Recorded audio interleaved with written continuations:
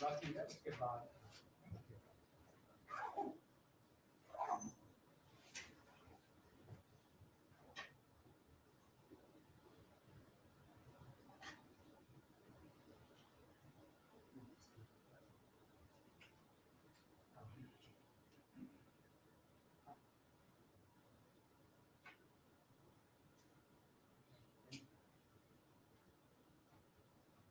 मैंने पढ़ा साथ से साथ एक साथ स्टार्ट किया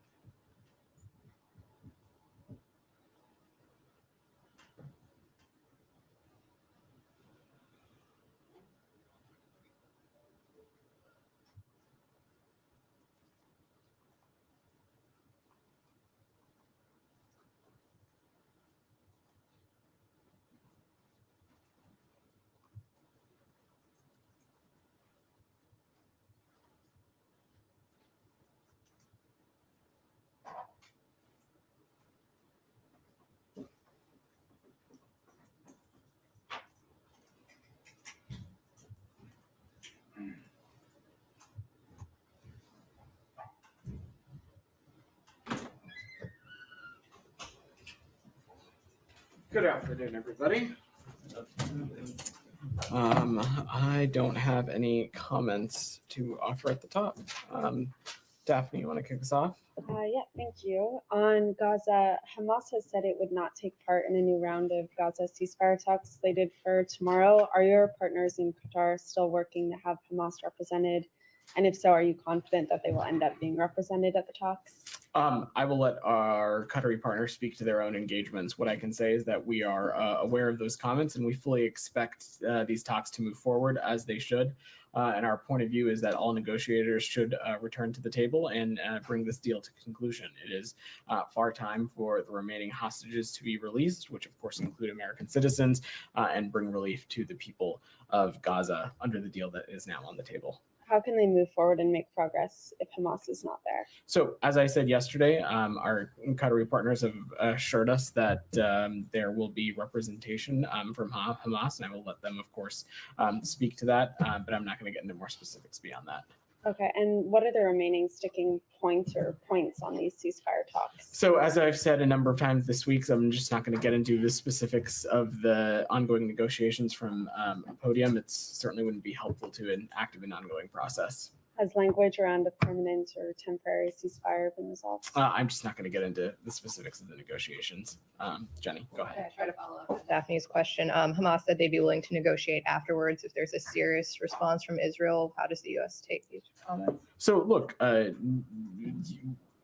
spoke to this a little bit this week when President of the United States, the President of Egypt, and the Emir of Qatar put out that statement last week. We saw very quickly that the government of Israel confirmed that their team was going to be present and will be at the ceasefire talks that are starting tomorrow, and that they are prepared to finalize the deals that are on the table. I'm not going to get into more specifics beyond that, and we'll just leave it there. Does the U.S. consider the proposals from the Israeli government to be keeping in the spirit of what the president outlined at the end of May? So our point of view is that the contours that the president outlined at the end of May very much continues to be what is shaping this conversation. But beyond that, I'm just not going to get into the specifics of the negotiations.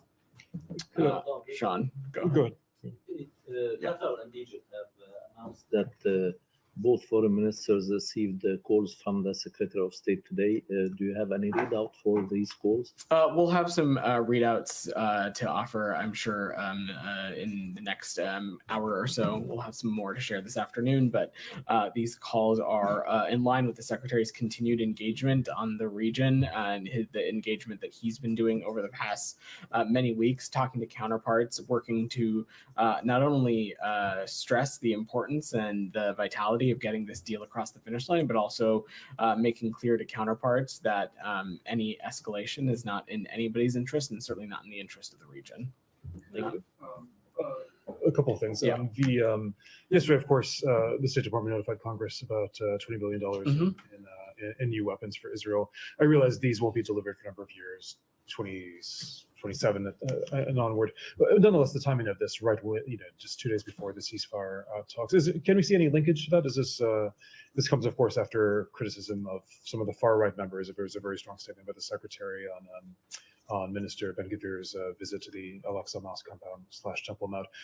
Can we see any message in this, particularly in the arms sales? So, Sean, I think the way to look about this is that multiple things can be true and multiple things can be vitally in the interest of the United States. First and foremost, we are continuing to work to secure a ceasefire deal that would bring home all the hostages, that would help alleviate the suffering in Gaza. That certainly continues to be a priority for us. Simultaneously, we have a longstanding military and security partnership with the government of Israel. We recognize that Israel has a right to defend itself from terrorism and security threats. We also acknowledge and have talked a great deal about how Israel continues to face a myriad of threats in the region, not just from Iran, but also from its proxies, such as Hamas, such as Hezbollah, such as the Houthis. That's very much in line with what we've been talking about this week. And also is true, Sean, that there are actions that we think are counterproductive. We think they are a detraction from peace and stability in the Middle East. We also think that they are detractions from Israel's own security. Those things include what we saw Minister Ben-Gvir do yesterday. It's also when we see things like settlement expansions or things like that. Those are things that are not just consistent with international law. They are also, again, detract from our stated goal of a two-state solution and cause greater insecurity in the region. Sure, especially in the arms sale. Yeah.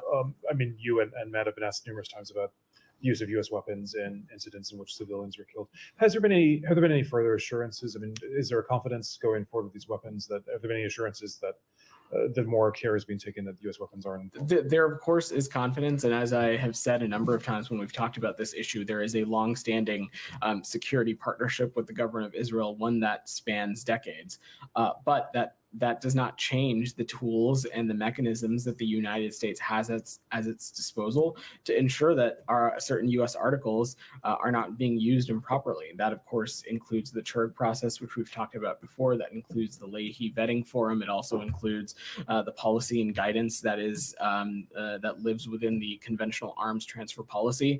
And we also continue to have at our disposal actions that the United States can take to hold certain entities accountable should we need to. Yeah. Saeed, go ahead. Thank you. Yeah, just, Actually, where Sean left off on the weapons. Mm-hmm. I mean, you're saying that Israel's right to defend itself. We're talking about $20 billion on top of $3.5 billion last week or the week before. It's, paid for by American taxpayers. And that's larger than many, many countries, maybe 70% of all countries in the world. I don't know, I'm not an expert.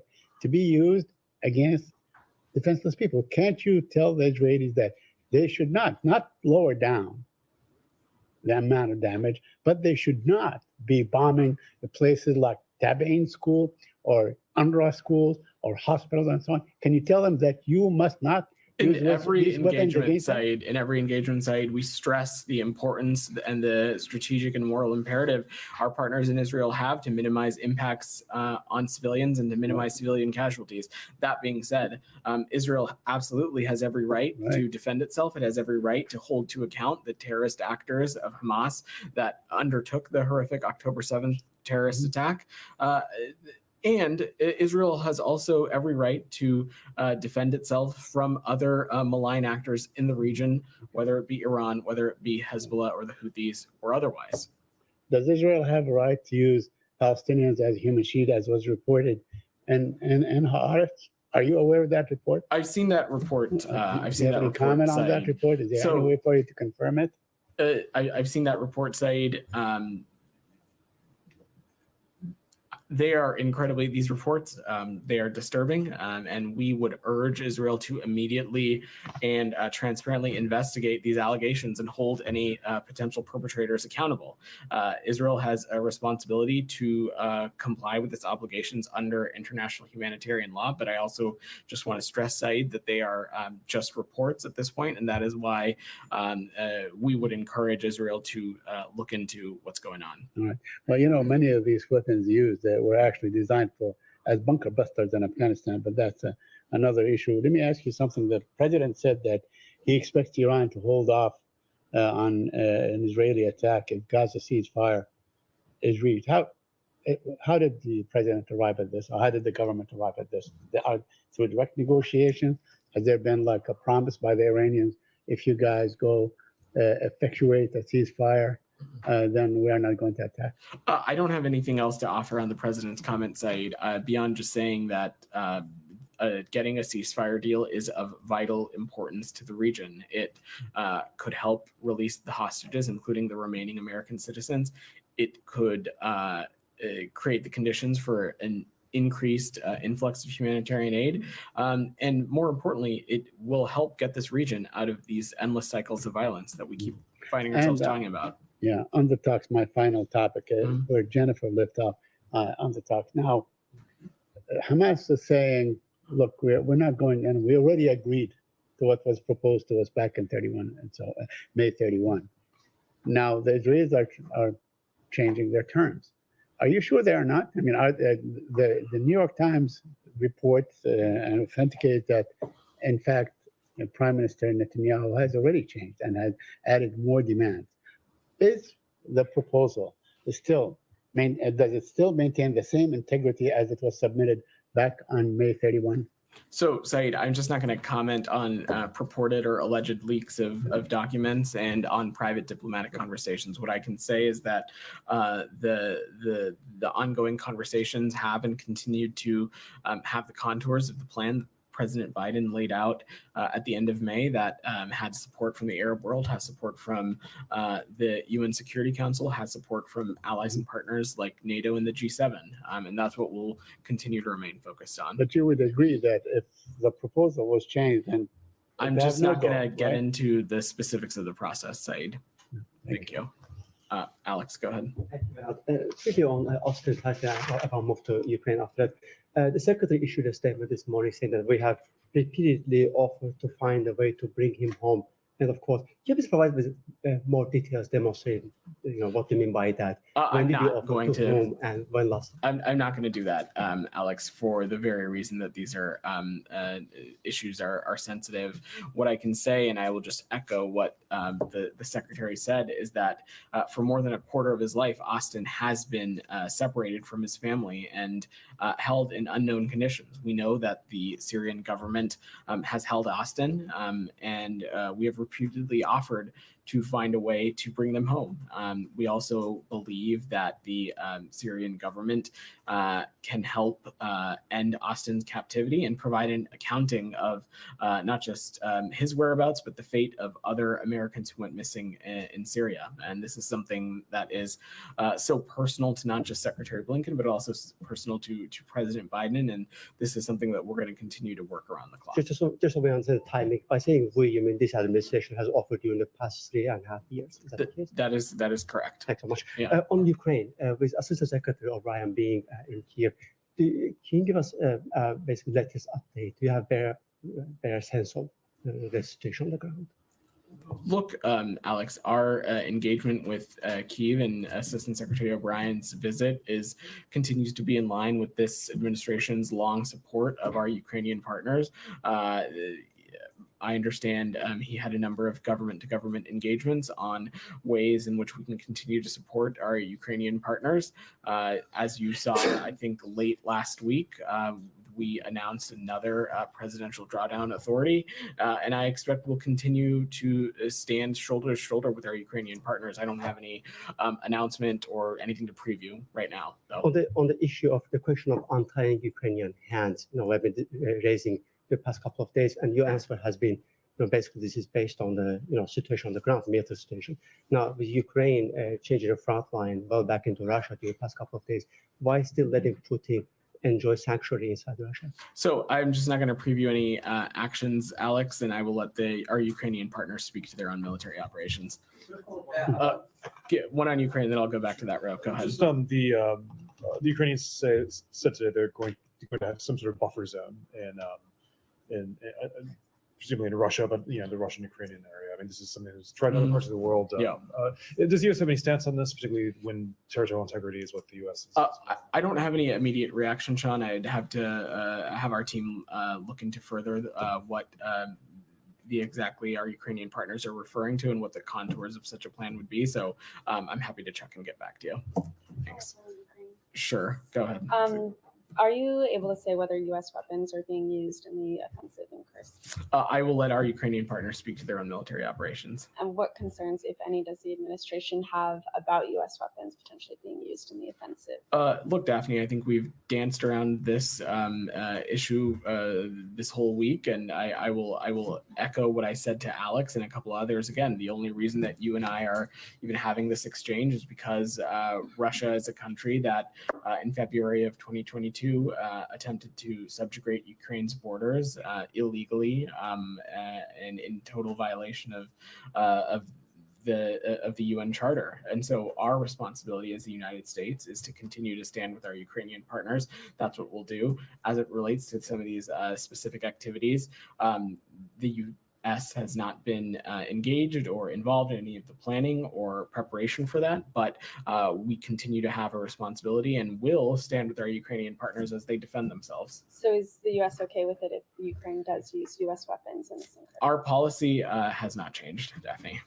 Thank you. Shannon, go ahead. On Russia, an American national, Joseph Tater, was detained by Moscow for allegedly starting a fight in a hotel. Do you have any information on this case? And is there any indication that Russia is looking to pick up another American for leverage? I don't have specifics, Shannon, given privacy concerns. What I can say is that we're aware of these reports of another American citizen being arrested in Russia, and we're working to get as much information as we can, working to ascertain the consular situation and see if consular access is available, but I don't want to speculate beyond that. And on a separate topic, if I can, Hunter Biden's legal team has confirmed that he reached out to the U.S. ambassador to Italy when his father, the current president, was vice president, about potentially closing a lucrative deal for Burisma.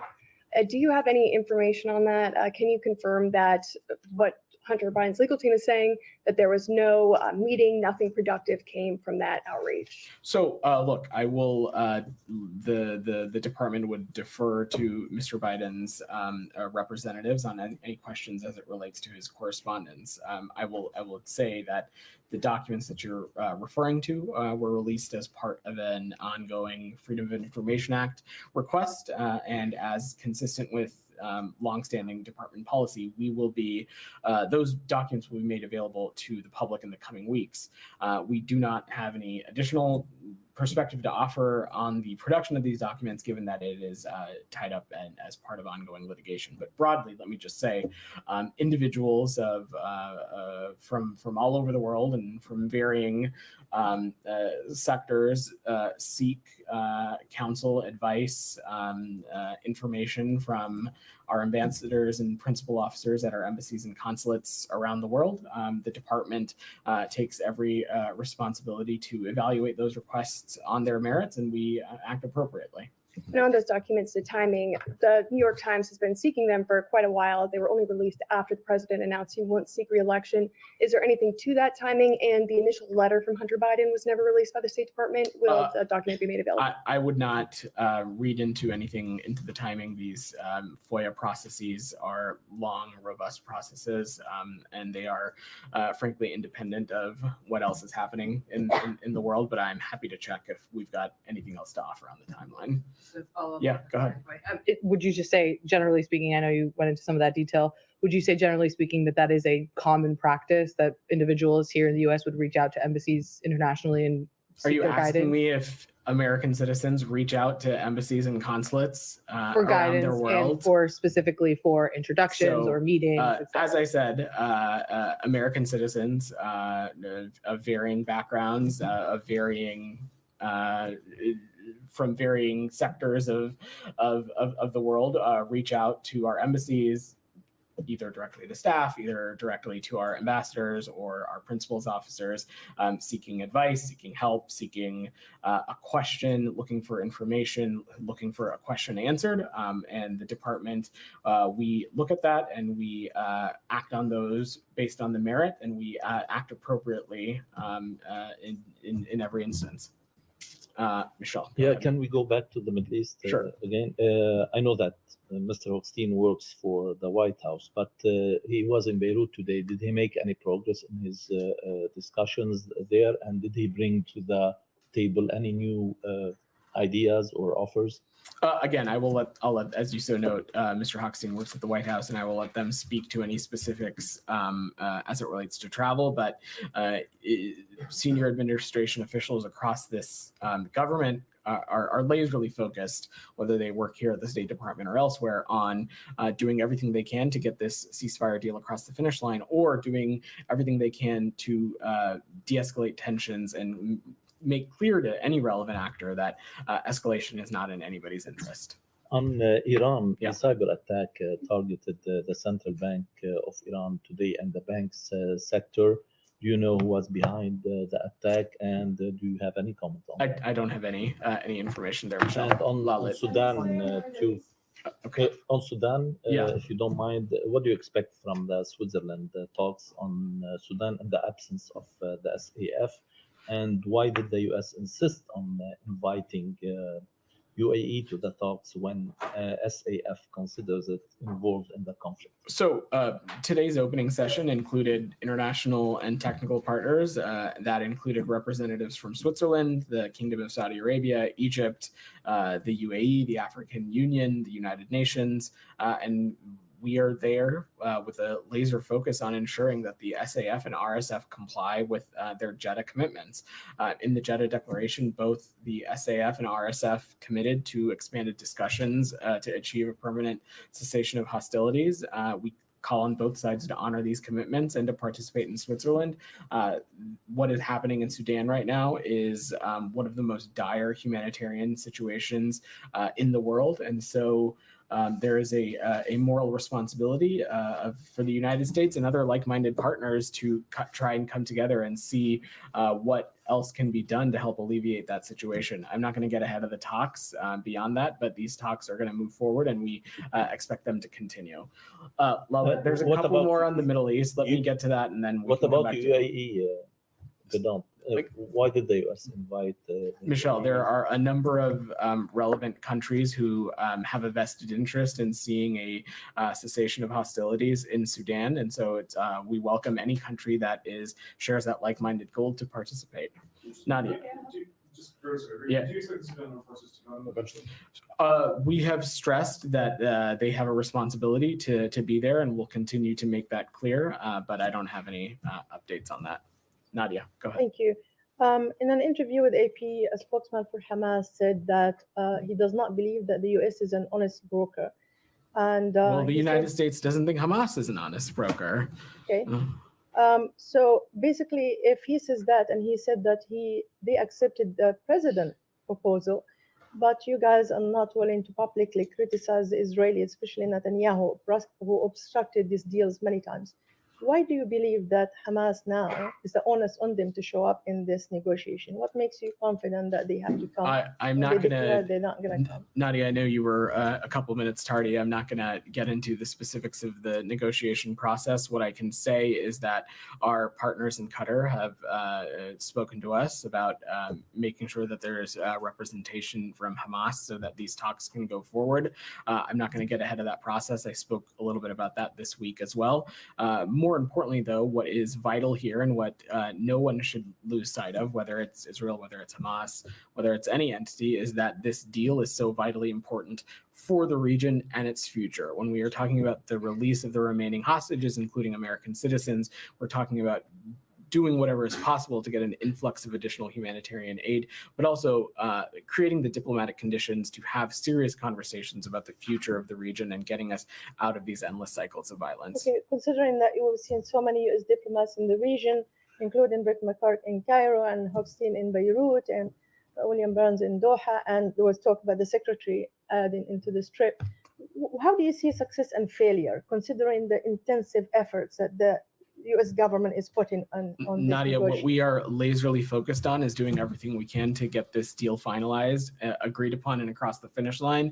And you have officials across the administration focusing on that. I will let various other entities speak to their own principles travels, but the secretary, as you know, we spoke a little bit about it as you were walking in. He's had a number of calls this morning that we'll read out in more detail later, but also has been working the phones over the past many weeks with a clear message to anybody who's on the phone with that this ceasefire deal is of vital importance and we need to do everything we can to get it done, and that escalation is in no one's interest and certainly not in the interest of the region. Okay, and just finally, I don't know if you answered this question or not, but you often condemn Hamas for using Palestinians as a human shields, and there is this big investigation now by an Israeli newspaper saying that the Israeli army has systematically using Palestinians as a human shield because they believe their lives is superior to the Palestinians.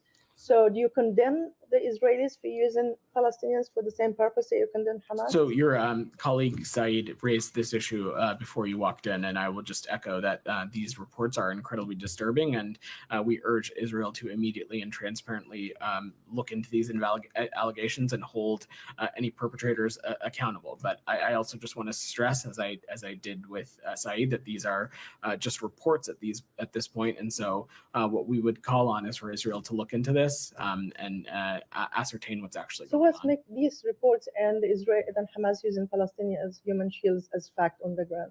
There Since you're is not there and you don't really verify. Nadia. We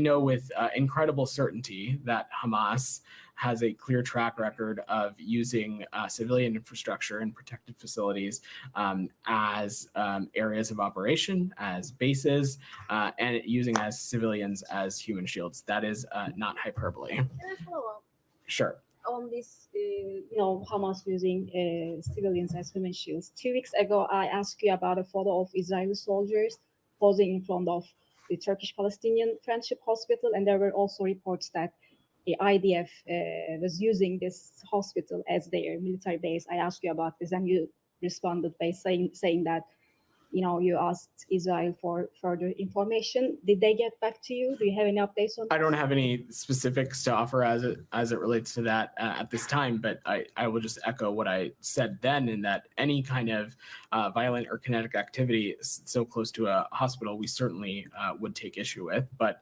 Hamas, of course, does have a track record of using civilian infrastructure, including hospitals, as bases of operations. As it relates to what is happening in that picture or the specifics around that operation, I will let our partners in Israel speak to. Can I just follow up on some of that? Yeah. In the absence of this ceasefire forced release agreement, can you give us an update on what you think the achievements of Israel's military campaign in Gaza are?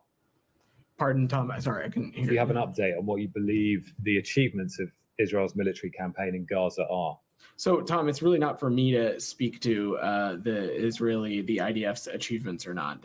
They have every right to not just defend themselves, but to hold the terrorist perpetrators of October 7th to account.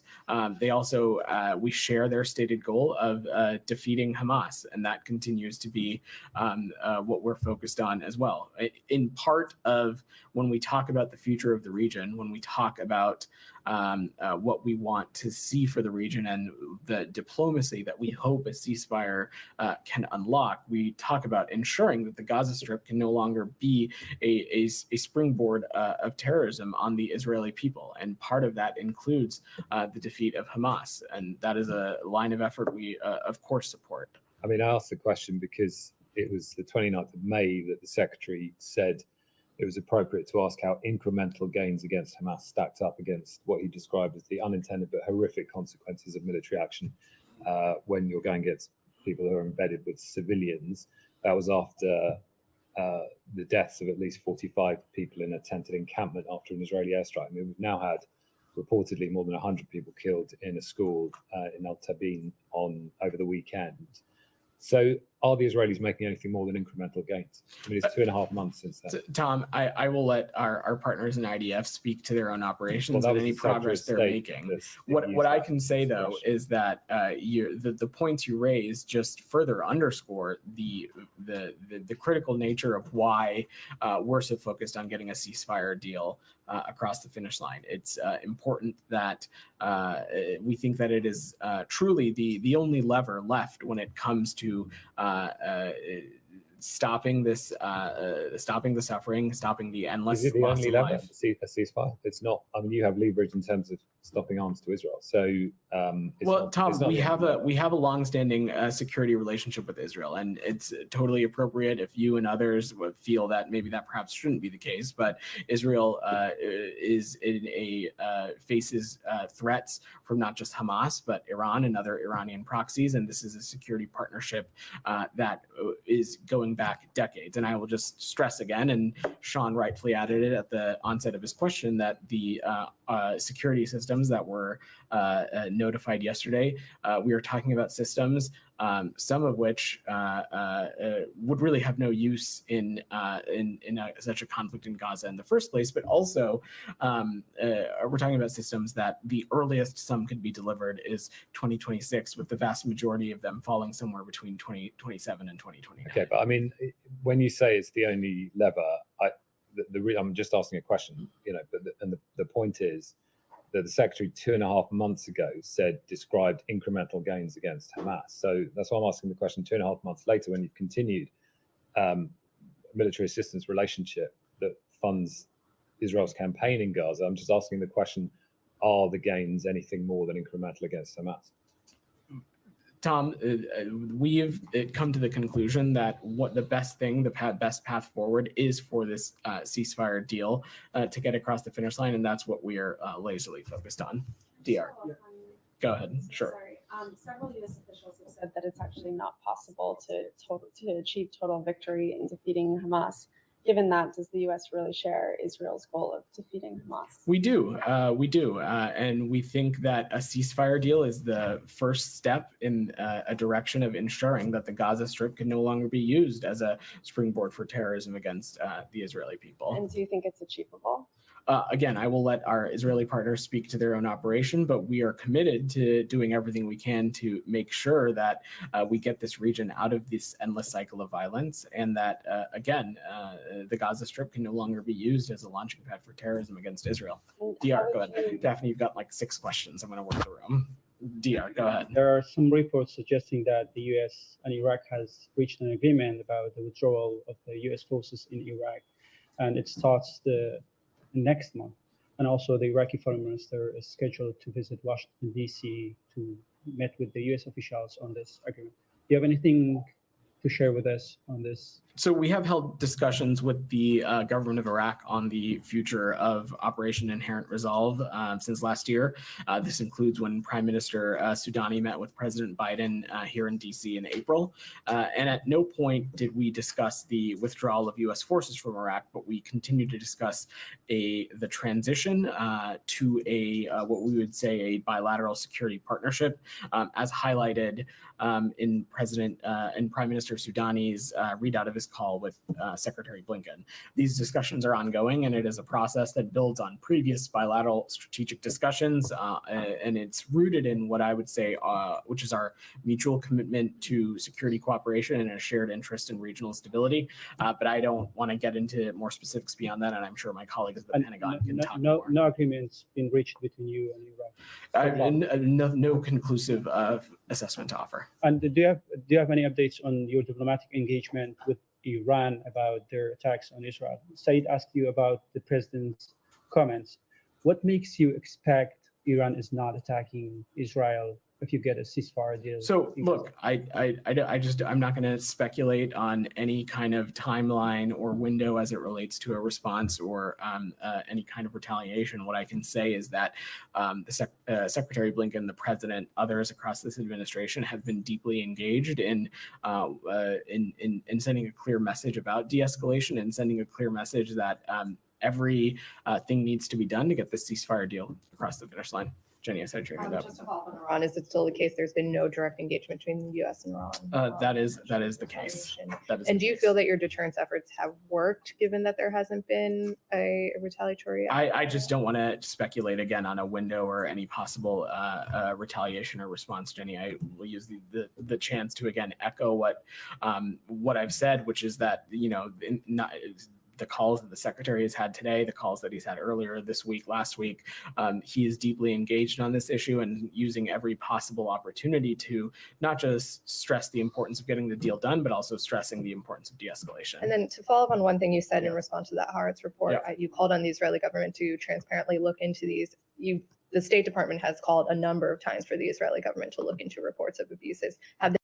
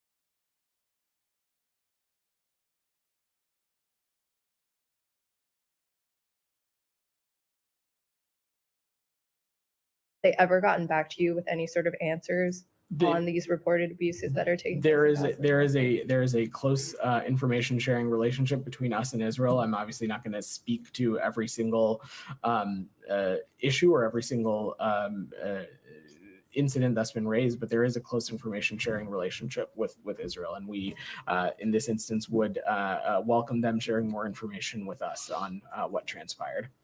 Lala, go ahead. Thank you. I wanted to check with you if US is in touch with India on two specific issues in the region. One, Bangladesh, development in Bangladesh, the security situation, human rights issues, and the restoration of democracy in that country, and also about Prime Minister Modi's trip to Ukraine later this month.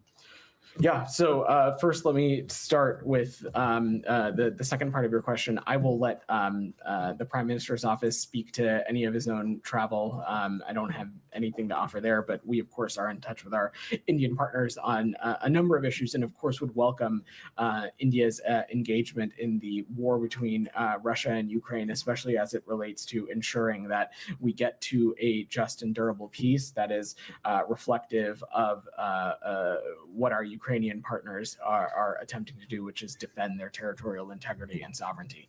On the topic of Bangladesh, we have been in touch with our Indian partners as well as other countries in the region to discuss recent events. I'm not going to get into private diplomatic discussions, but we continue to push for an end to violence in Bangladesh, as well as continue to push for accountability and the respect for rule of law. A quick follow-up on Bangladesh. Over the weekend, two Indian American congressmen, Radha Krishnamurthy and Sri Thaneda, wrote separate letters to Secretary Blinken, seeking his intervention and help in protecting the lives of Hindus in Bangladesh.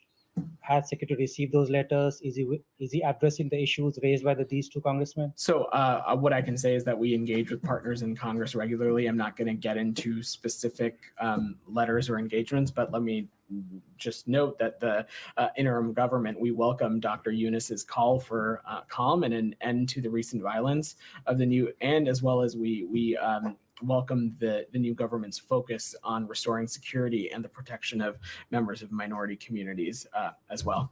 One more on India. Yeah, go ahead. On annual 2+2, given that the Secretary has a very tight schedule this year, elections are happening. Do you think the 2+2 will happen this year or will it push to next year? Oh man, Lala, you're asking me to look into a crystal ball of what travel and engagements we might have over the next 5-6 months. I don't want to speculate. What I can say is that when it comes to our partnership with India, it is robust. It is one that we are focused every day on growing and strengthening, and it's something that I know is shared by our colleagues at the Department of Defense. But as it relates to any kind of specific 2+2 meeting or engagement, I just don't have anything to preview. One final one I can ask you. What is Secretary's expectations from the new role that he has given to Rich Verma on Ukraine? Yeah. So to take a step back, Deputy Secretary for Resources and Management, Rich Verma, is going to be carrying on the work that Special Envoy Penny Pritzker has started when it comes to reconstruction and economic issues as it relates to our Ukrainian partners. And really, I think Deputy Verma is going to continue to build on the foundation that Special Envoy Pritzker laid when it comes to private sector engagement, when it comes to working with our allies and partners to marshal the economic support that we know is so critical to the future of our Ukrainian partners. The Deputy Verma is an experienced diplomat with extensive experience, not just in government, but also in the private sector. And so I think he has a unique position and a unique perch and a unique perspective to bring and continuing to build on Special Envoy Pritzker's work. In the blue in the back, go ahead. Thank you, Vedant. On Afghanistan, I'm not sure if you've seen, but the Taliban has been posting a video on social media of a military parade online, purporting them showing and operating U.S. weapons. Can you confirm their claims are true? Do you have any comment? To our knowledge, first, let me take a step back. I've not seen the specific video, and so I would have to look at that first. But let me just say that to date, no country has publicly announced that it recognizes the Taliban as the government of Afghanistan. And we continue to, in close coordination with allies and partners, call on the Taliban that they need to substantially improve their human rights record before any normalizations of relations. When it comes to any security systems in Afghanistan that may be remaining, I will let our colleagues at the Pentagon speak to that. I think Admiral Kirby, when he was at the Pentagon during the withdrawal, spoke a great deal about this, and I will not just point back to those comments, but defer to the Pentagon. And a quick question on another region, going down to Central America. Back in 2023, in December, 11 Nicaraguan pastors who were associated with the U.S. ministry were arrested on charges of money laundering. They've recently been sentenced to 12 to 15 years in prison or to pay $80 million in fines, what their representatives have called as a sham trial. What's been the State Department's role in pressing to free these pastors, and is there any progress that's been made since their sentence? I don't have any progress to offer at this moment. What I can say is that this is an issue that we are paying close attention to and deeply engaged on.